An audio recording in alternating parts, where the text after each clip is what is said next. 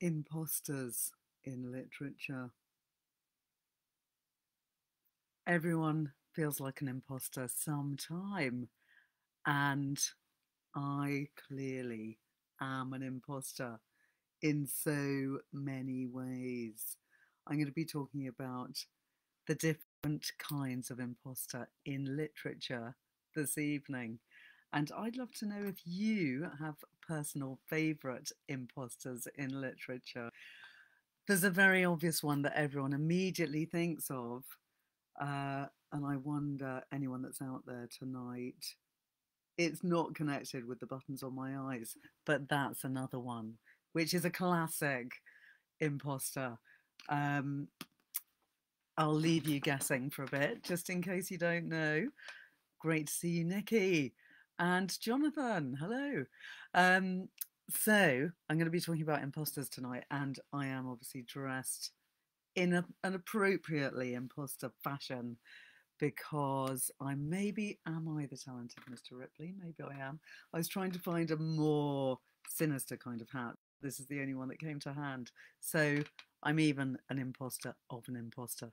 But I think everyone feels like they're an imposter at some point in their life, whether it's when they get their first job, whether it's when they become a parent.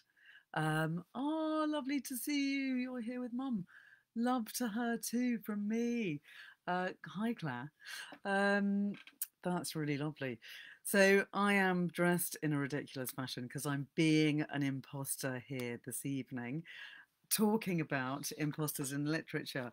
And I'm going to start off by talking about the obvious imposter that everyone probably always thinks of, the talented Mr. Ripley. Annoyingly, I don't have the original book because I lent it to someone, but I have got Ripley Underground, which is the second one. And the talented Mr. Ripley is probably the most famous imposter that anyone ever thinks of when they think about this theme. Imposters in literature include fakers, phonies, and frauds. Tragically, in real life and in literature, those can be the most attractive people. That's why you have to watch out for them even more. What's true for life is double true for fiction. So, there's actually a really great article in The Guardian by Stephen May, written in 2014, which includes a brilliant list of imposters in literature. And I must say, I owe many of my suggestions to him when I started researching it. Um, Apparently, my Facebook is being weird. I hope not, but do tell me, anyone that's on Facebook, if it has a problem and whether you can hear me. Hope you can. So, Tom Ripley, let's talk about Tom Ripley.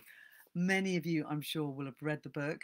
Also, many of you will have seen the film, and the film of The Talented Mr. Ripley is brilliant, if really disturbing, and one I can't quite bring myself to watch with my kids because it's just too horrifying. But for people that don't know the story, if you're lucky enough not to know it, it's by Patricia Highsmith, and it is a fantastically gripping and horrifying novel about identity theft. And I'll just remind you, give you a little refresher of the plot. Tom Ripley lives in a shabby brownstone in New York City and works as a casual extortionist when he meets Herbert Greenleaf. Herbert, the father of Tom's one-time acquaintance, Dickie Greenleaf, is desperate for Dickie to return from Europe, where he's been living as a painter in a small Italian village. You can already tell that it's all very glamorous and like a beautiful kind of life, unlike most people's real lives. Herbert offers to pay Tom's way if Tom will travel to Europe and convince Dickie to come home. Tom, who grew up poor and who remains envious of the lifestyles of the wealthy people he meets in New York, accepts the offer and boards a boat bound for Europe. I'm not going to give you the full details, but basically, in a nutshell, Tom Ripley goes and befriends Dickie, who is the boy that he's meant to be bringing back to bring to his parents. And they actually do become amazingly brilliant, great friends.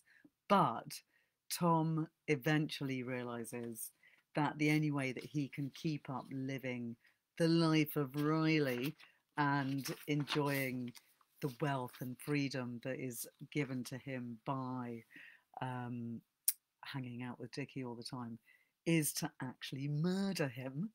And this is what he does. Tom goes out in a boat, and there's a really famous and hideous scene of doom in which Tom Ripley murders Dickie, and he then takes on his absolute personality. He becomes Dickie, and that's what's brilliant, because Tom is a gifted forger and impersonator, and he believes that it's going to be quite simple to take over Dickie's life. He does manage it incredibly well, but he spends the rest of his life in fear of being caught out. And that's what gives the novel its drive. So I'm actually just going to tell you a little bit about the idea of identity theft and identity crisis from the book that I wrote with Susan Elderkin, The Novel Cure, where we have the ailment identity crisis and we have various cures for that issue. So, people that don't know The Novel Cure, this is a book in which you can find a cure for any problem from apathy to zestlessness. And I'm going to read to you about the cure for identity crisis. And that is, we've got 3 cures in there. We've got I'm Not Stiller by Max Frisch, The New Finnish Grammar by Diego Morani, and Metamorphosis by Franz Kafka. And then later I'm going to come back to Tom Ripley. What are you, reader? A parent, a professional, a student, a child? Are you always yourself, or do you have 2 selves? One that you show only to certain people, one you show to everyone else? Or do you feel that the real you has never seen the light of day at all? I hope not. Literature is stuffed to the gills with people having identity crises, whether it be through memory loss, psychiatric breakdown, or some other more inexplicable process. The narrator of I'm Not Stiller, which, by the way, I've got here to brandish at you, by Max Frisch. There it is. By the Swiss writer of the post-war years, Max Frisch, persistently denies accusations that he is the missing sculptor, Anatole Stiller. And indeed, according to his passport, his name is James, or Jim, White, but friends, acquaintances, and even his wife repeatedly identify him as Stiller, a conundrum that confounds us as much as White, or should we say Stiller. As the truth gradually emerges, we're given a rare glimpse into the fragility of our relationship to ourselves. We don't want to give too much away, but those who feel their identity is up for grabs should make sure that they trust whomever they ask to help them pin it down, themselves included. One thing's for sure, you might want to carry more than a passport and a name tag on your jacket to identify yourself as you go through life. In all of these books that deal with identity crisis and loss of identity, there's always this disaster that there's no way of identifying them. Maybe they ought to have a tattoo with their name on it. That could be the only answer. When a man is found clubbed to near death, in Trieste during the Second World War, the Finnish name tag on his clothes proclaims him to be Sampo Karjalainen. But when the man regains consciousness, he has no memory of who he is and no language. This is the intriguing opening premise for The New Finnish Grammar, another book that I can joyously brandish at you, by Diego Morani. Where are we? A Finnish doctor is among those on board the hospital ship where the man ends up, and he begins to rewire the Finnish into the man's brain, complete with It's fiendishly complicated grammar and consonant-rich words. But what if this wasn't really Finnish in the first place? What will he become in a different language? What is it that makes him himself? In the end, it's the new relationships that he forges on the boat that seem to reveal him to himself. Read it, and your relationship to the novel may show you new things about what it means to be you. So that's the new Finnish grammar, and I will be telling you a little bit more about that shortly. I keep having a little bit of a weird glitch on Facebook, sorry, keeps distracting me a bit. But if you're ever unlucky enough to lose your identity completely, the best cure you can get your pincers around, bit of a clue there to what we're coming to, is Metamorphosis by Franz Kafka. Travelling salesman Gregor Samsa wakes up one morning to discover he has turned into a cockroach, a giant one. He is disgusting not only to himself but to his entire family, and though Gregor tries to continue life as it was before, it becomes increasingly difficult. Naturally, eating is challenging, communication impossible, basic hygiene ever more compromised, and Gregor slowly sinks into an empty but peaceful ruminative state as he starves to death.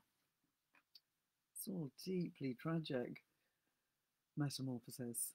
I don't know if you've read it recently. It's a great book to read, probably once a year, but it is shockingly depressing. Count your blessings that even if you don't know who you are at least human. That is a good message to take away from that book. Admire your fingers, toes, and the tip of your nose. Revel in the use of your limbs. Read the last paragraph of Kafka's masterpiece aloud. Enjoy the fact that your voice is not the terrifying rasping of an insect. Celebrate your humanity, whoever's it may be. So that is our extract in the novel Cure about having an identity crisis, and the cures that we give you for that include some of the books that I'm talking about tonight, because if you are having an identity crisis, you might be feeling like you're an imposter, and you might want to read some appropriate books in order to help cure you of this issue.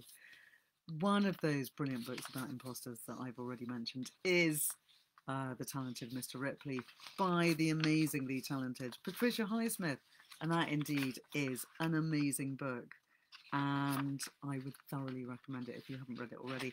Also, the film is brilliant, but even more grim, frankly. And by the way, The Talented Mr Ripley does have another few novels that come after it by Patricia Highsmith, including Ripley Underground, which is the one that I luckily have to hand, Ripley's Game, The Boy Who Followed Ripley, and Ripley Underwater. And they're all brilliant, dark, and quite grim. Then, another amazing, brilliant book about identity and about being an imposter, feeling like an imposter, wondering if you are an imposter, is the aforementioned I'm Not Stiller by Max Frisch, which we did just talk about briefly in the novel Cure. I'll just give you a little bit more info about it. So the novel is primarily the journal of Stiller, or, as the title implies, the man who is not Stiller. The last part of the journal is the testimony of the state prosecutor. I won't give you spoilers. 6 years previously, the sculptor Anatole Stiller had disappeared. He was married to the dancer Julika Tschudi, who was very ill with tuberculosis at the time of his disappearance. An American is stopped at the Swiss border and arrested on suspicion of being a Soviet spy. But then the Swiss authorities are determined that he is indeed the sculptor Stiller. As the state prosecutor's suggestion, he keeps the journal while in prison. Throughout the journal, he maintains that he is not Stiller, but the American Jim White, though the courts find otherwise. The journal is filled with his observations, his travels, which may or may not be true, and his meetings with Julika. So this is a really fun great novel. It was written in 1954, and it's all about identity, what it is to be who you are, what it is to think you are who you are, or you might feel like you're not who you say you are at all. Sarah, great to see you here on Facebook. Is Facebook working? I hope it is, because it is being slightly peculiar.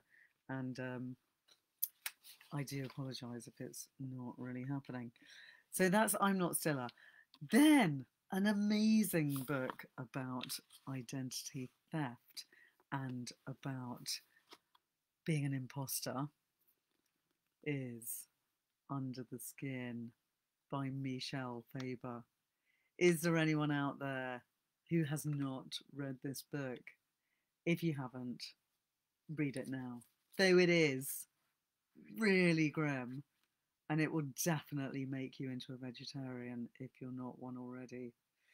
I don't want to give things away, and actually, I was just looking for a plot summary for it on the web, and all of the plot summaries totally give away what's going on in it. And it's a book that you've got to read without knowing the spoiler, the total shocking revelation that happens halfway through the book. Some of you might have seen the film, which is an absolutely amazing and brilliant film, and obviously then you'll know what it's all about. I'm not going to say what it's about, and I'm not going to say in what way. The main character is an impersonator, and identity theft is totally what it's all about. They are an imposter, but if I tell you it, then it will just be a massive spoiler, which I don't want to give you. So suffice to say, this is one of the most disturbing books I've ever read. It's quite short. It's brilliantly written. Michelle Faber is an amazing writer who's written many fantastic novels, including The Crimson Petal and the White, which is another one that I love. And this one, short, shocking, dark, and pretty mind-blowing. But I'm not going to tell you more about it because I really don't want to spoil it for you. So that's Under the Skin by Michelle Faber. Moving on to the new Finnish Grammar, which I mentioned also earlier when I was giving our little extract from the novel Cure. This is a peculiar, brilliant and strange book, which, as you can see from the cover, is very grey. And it's been said that the author is also a very grey person who wears suits and looks as if they work in an office. All of these things could put some people off because they might think that he's not going to be an amazing, exciting, interesting writer.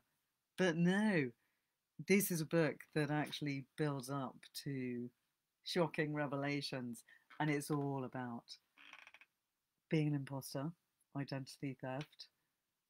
Are you what you say you are? Are you what you imagine you might once have been? I'm going to read you a really nice review from The Guardian, which gives you a really good idea of what the book's about and what it's like. And that's by Rosie Goldsmith. The title is odd, the cover is grey, and the author is a besuited Eurocrat. But beneath these unflamboyant exteriors lie a colourful story.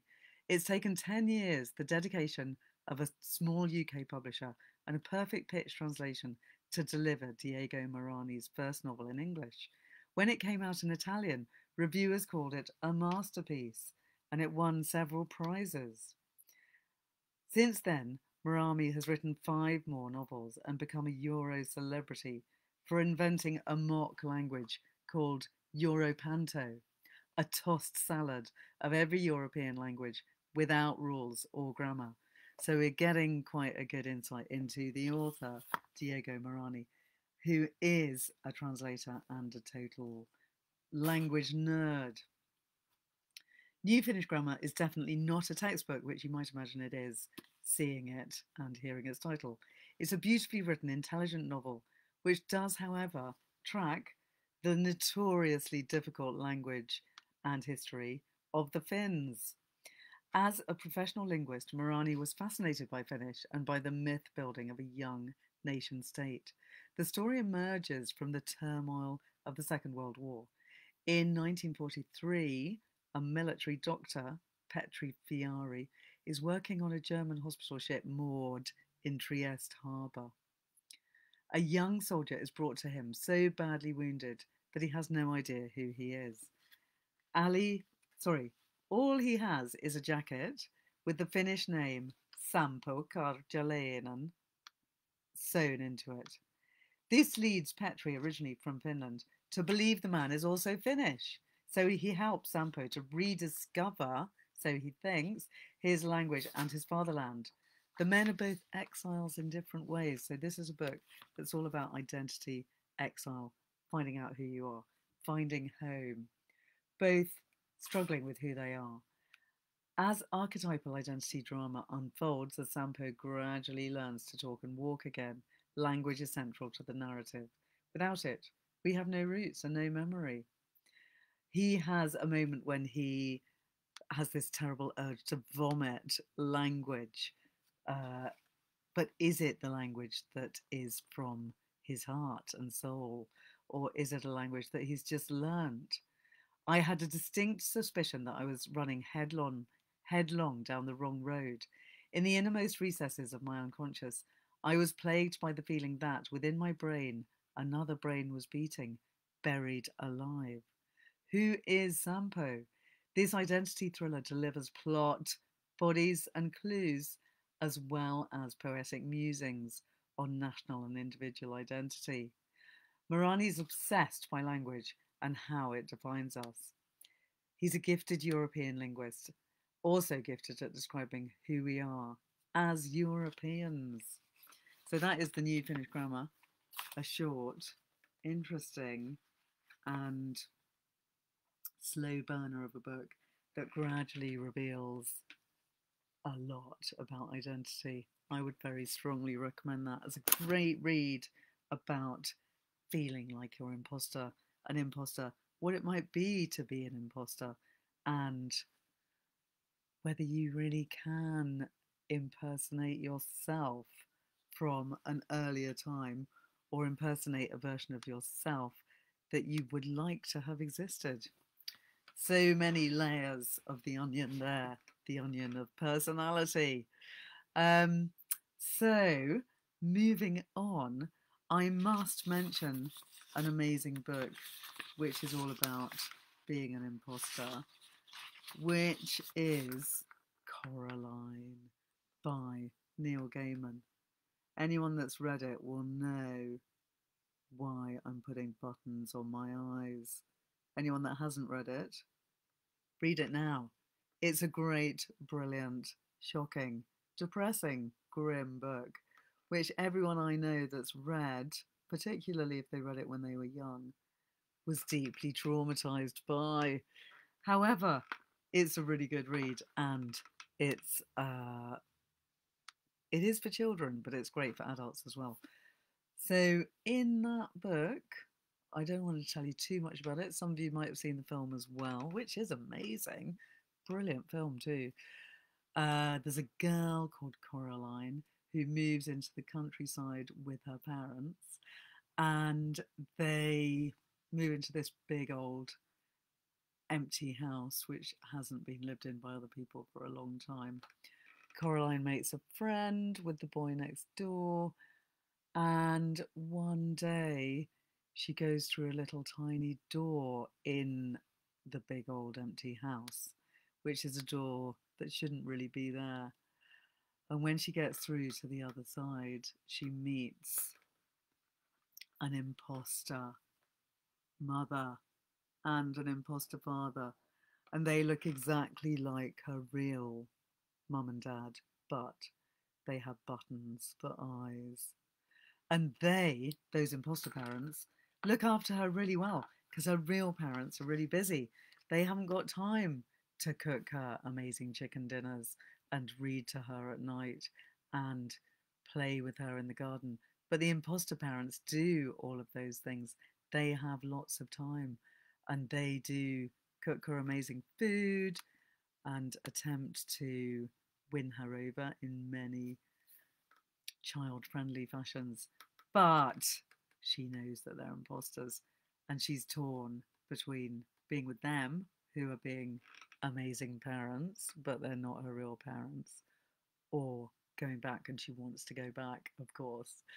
And it's brilliant, it's horrible, it's scary, it's terrifying. It's all about that terrible childhood dream of, are your parents actually your parents, or are they strangers, imposters, pretending to be your parents? Um, so that's Coraline by Neil Gaiman. Probably his best book, I have to say. Though I do also love The Graveyard Book. Anyone out there who's read that, I'd love to know your thoughts. Are you fans of The Graveyard Book, or are you more fans of Coraline or American Gods, Ocean at the End of the Lane? Love to know your faves. Coraline, one of the best books about imposters ever, imposter parents, one's worst nightmare. So going back to Stephen May, who wrote this brilliant article about imposters in literature, I'm going to read you about some of the books that he mentioned on his article in The Guardian that was published in 2014. And many of those books are fantastic books, which I wanted to talk about anyway, but some are ones that I didn't know. So he mentions one of the greatest imposters of literature, who I must admit I wouldn't have thought of as an imposter if it hadn't been pointed out to me by Stephen May, who, by the way, is a brilliant novelist whose novels you should totally check out. The Wonderful Wizard of Oz by Frank Baum, which is an amazing story. You should read the books, not just watch the film. But surely everyone out there knows the story of the Wizard of Oz, so I'll not go into it.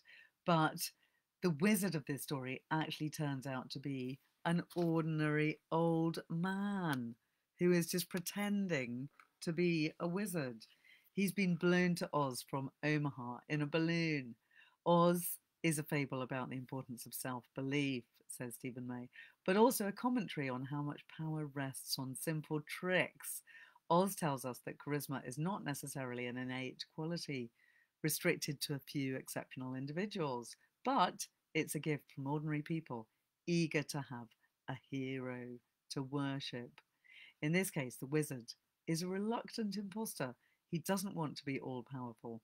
He just wants to return home and work in a circus. Don't we all? So thanks to Stephen May for pointing that out. That is Oz, The Wizard of Oz by Frank Baum, which is an epic story about an imposter. The wizard himself is not a wizard. He's just an ordinary man using smoke and mirrors to make himself seem amazing. So he's one of the original imposters, you might say. Then a few more to be mentioned, thinking about books for kids as well. Mrs. Doubtfire by Anne Fine. Anne Fine, amazing writer.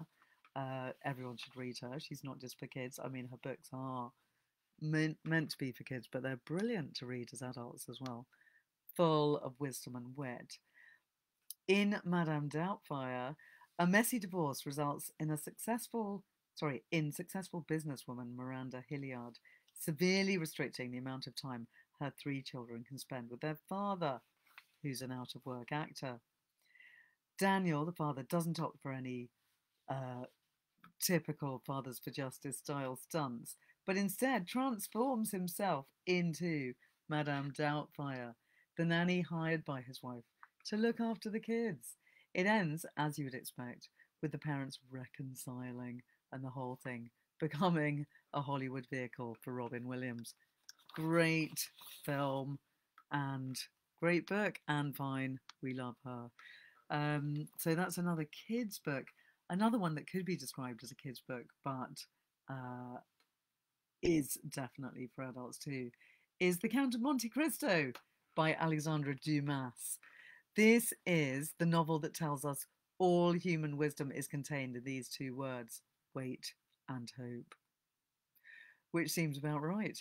Edmond Dante is wrongly imprisoned, and he is in prison, I think, for about 30 years. Maybe I'm wrong, but it's a long time. But he escapes from jail and acquires a fortune. Creating the new identity of the Count of Monte Cristo, he dedicates his life to taking imaginative vengeance on his enemies. So this is all about taking on a new identity so as to get vengeance on the people that put you in prison in the first place. Count of Monte Cristo, if you haven't read it, read it now. It's a rollicking good tale. Long, brilliant, convoluted, funny, dramatic. So the people that he wreaks his vengeance on only learn the true identity of the guy that is pretending to be the Count of Monte Cristo at the last minute. So that's Edmond Dante, who's pretending to be the Count of Monte Cristo, and he reveals his identity to his victims at the moment of death. As well as becoming the Count, our hero takes on at least 8 other aliases during the course of the novel, including Sinbad the sailor, and an English milord. So Count of Monte Cristo, one of the greatest identity theft novels, or at least imposter in identity inventing novels ever written. Another one by Alexandre Dumas, who was a phenomenal writer of adventure, wrote a fantastically complicated novel, The Man in the Iron Mask, in which the man in the mask is Philippe, the twin brother of the French king Louis XIV. Musketeer of the Three Musketeers, Aramis plots to swap the royal brothers, putting the twin on the throne as part of a long game, which is intended to secure that the new king will help his own rise to becoming cardinal and eventually pope. Becoming pope, surely what every self-respecting imposter should aspire to. Indeed, I wonder if there's any other pope imposters in literature. Do tell me if you know of any. I have a feeling there is an imposter pope in a novel. If anyone thinks of one, let me know. So that was The Man in the Iron Mask by Alexandre Dumas. Then another one, which was a slightly surprising one to think of, one might say, The Pardoner's Tale by Geoffrey Chaucer, which is actually a fantastic story, which Stephen May says contains the essence of all crime fiction. It is in a kind of uber form in this tale. So The Pardoner's Tale, Geoffrey Chaucer, he is little read these days, except for people who are studying him for English literature degrees or for their A-level. But he's an amazing writer and a brilliant read, and I would thoroughly recommend that you should all go back and read some Chaucer. So in this story, The Pardoner's Tale, which is not very long, 3 men find some epically brilliant treasure. One goes to get celebratory hooch, but he's murdered by the others on his return.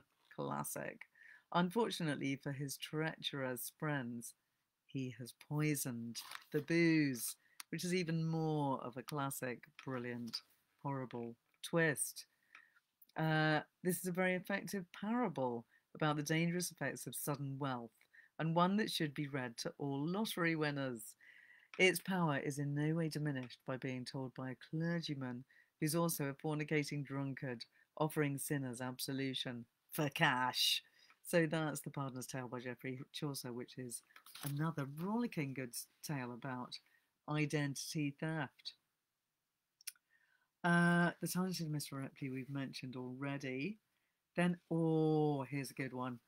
A great story about an imposter, which will really put you off the idea of ever wanting to impersonate anyone, if ever you've ever thought of such a thing. I'm sure all of us probably have at some point, whether it is forging a note from your parents when you're at school, maybe to say that you're ill, or imagining that you might pretend to be an auntie or an uncle, or I don't know, anything is possible when you're an amazing actor and when you can do accents. I wonder if any of you have actually been an imposter at any point in your lives. Let me know if so. Anyway, The Life and Loves of a She-Devil by Faye Weldon. This is an amazing, brilliant book about taking on another identity. Labelled a she-devil by her faithless husband, Bobo, Ruth, Ruth resolves to behave accordingly. So basically, Bobo, faithless husband, calls his wife Ruth a she-devil, and she decides, okay, that's what I'm going to be. So she disappears from his life so completely that Bobo literally thinks she's dead. Ruth is actually using a string of aliases to ruin his life and that of his mistress, the nauseatingly fragrant Mary Fisher. The increasingly extreme acts of vengeance climax in Ruth living in her Mary's mansion, having had plastic surgery to look exactly like her now dead rival. Such a sinister story. Faye Weldon. She is an amazing and terrifying writer. Definitely got something in common with Patricia Highsmith, I have to say. She's looking forward to Bobo's release from the jail term she engineered for him, but only so she can make his life so miserable that prison seems like a golden age. Ruth is brutal and implacable in a good way. So that's The Life and Loves of a She-Devil by Faye Weldon, which is an amazing read if anyone hasn't seen it. And it was an amazing TV series, possibly back in the 80s. I remember watching it with my parents, and it seemed really shocking at the time. There was quite a lot of outrageous sex going on, which was quite bizarre to watch with my parents. Life and Loves of a She-Devil. Check out the book. It is a brilliant book. Then just a couple more brilliant imposter novels to mention. Too Much, that's TWO Much, by Donald E. Westlake. This is a kind of twin imposter novel, of which I know there are many more. Art Dodge invents a twin brother so he can date two different women. It works seemingly very well until he gets confused, and one of the women thinks her boyfriend's brother has made a pass at her. She insists her boyfriend, Bart, confront his sleazy bro and wants to be there when he does. This is a problem when he needs to have two people in the room, both of which are him at the same time. Of course, it's no surprise that Art's losing the plot, and because he's also trying to stay one step ahead of some mobsters, that he's mortally offended. Writer Westlake was no stranger to false identities himself, having published books under at least 16 names. That's interesting. Writers as imposters. Why didn't I think of that before? I suppose every writer, in a way, is an imposter because every writer has to impersonate people in order to write fictional characters. That's such an obvious revelation, guys.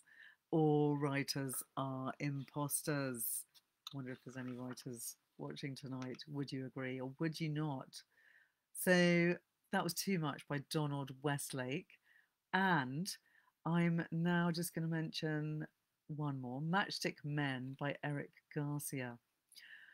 Roy and Frankie are matchstick men, con artists, partners in elegant crimes for years. They know each other like brothers. Frankie is the adventurous one, hungry for a big score, while Roy is the careful one. But it's also cautious Roy who has to deal with discovering that he has a spiky teenage daughter who wants to learn the grifting ropes. There are, disappointingly for British readers, no references to either the painter Ellis Lowry, thinking of Matchstick Men, Matchstick Cats and Dogs, or the classic 1970s pop hit of the same title, Matchstick Men. So that is very much thanks to Stephen May for bringing to mind many of those fantastic titles. And one more that I must mention before possibly coming to an earlier end than usual is Flashman by George MacDonald Fraser.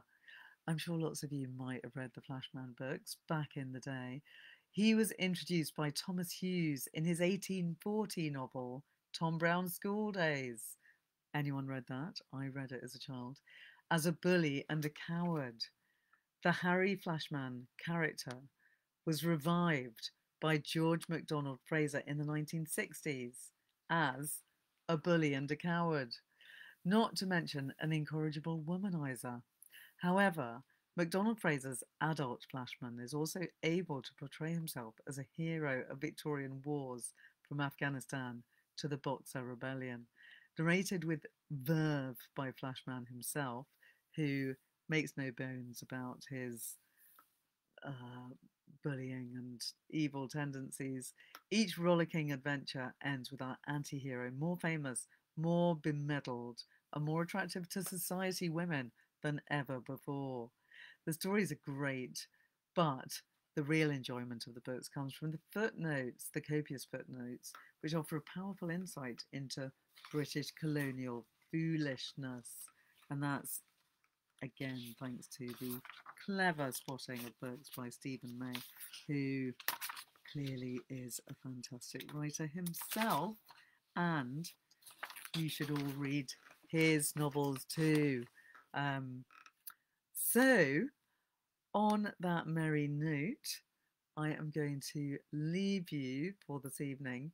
Laughing John did mention a book which I'm just checking more about because thank you, Laughing John, for bringing in another book. He mentioned Trespasses by Louise Kennedy, which I haven't actually read yet, which is one of the Women's Prize long-listed books, which is, by all accounts, brilliant.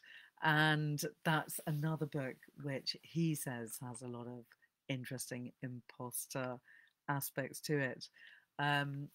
So check that out as well. And if anyone else has any other books that they would like to share with me, please do tweet me or send them to me in a message on Instagram or even an email, ella@ellabeartooth.com. Don't forget also that you can book a bibliotherapy session one-to-one with me, in which I talk to you all about what you like to read, what you don't like to read, what's happening in your life, and I then match you with the perfect books to read at this time in your life. So that's bibliotherapy sessions. Check out my amazing, beautiful new website, which has all the information that you need about what I'm doing on there. Talks about my bibliotherapy lives, what's coming up next, any events that I'm doing. You can also see my paintings there and the art classes that I teach. So do have a bit of a browse on my website. And thanks so much for joining me tonight. I will see you soon. Next week, I'm going to be on Damien Barr's Literary Salon Facebook and Instagram pages, talking about Earth prevailing against vicissitudes. It's going to be Earth Day on I think it's the 22nd of April. So next week I'm going to be celebrating the Earth in literature and celebrating the way that Earth fights back against hard times and how nature overcomes. So I'll be celebrating nature. So if you've got any favourite books on that theme, do let me know. And also if you have any particular bibliotherapy related questions, issues going on in your life that I can give you good book recommendations to help with, just send me a message. Have a great evening. Good night. See you soon.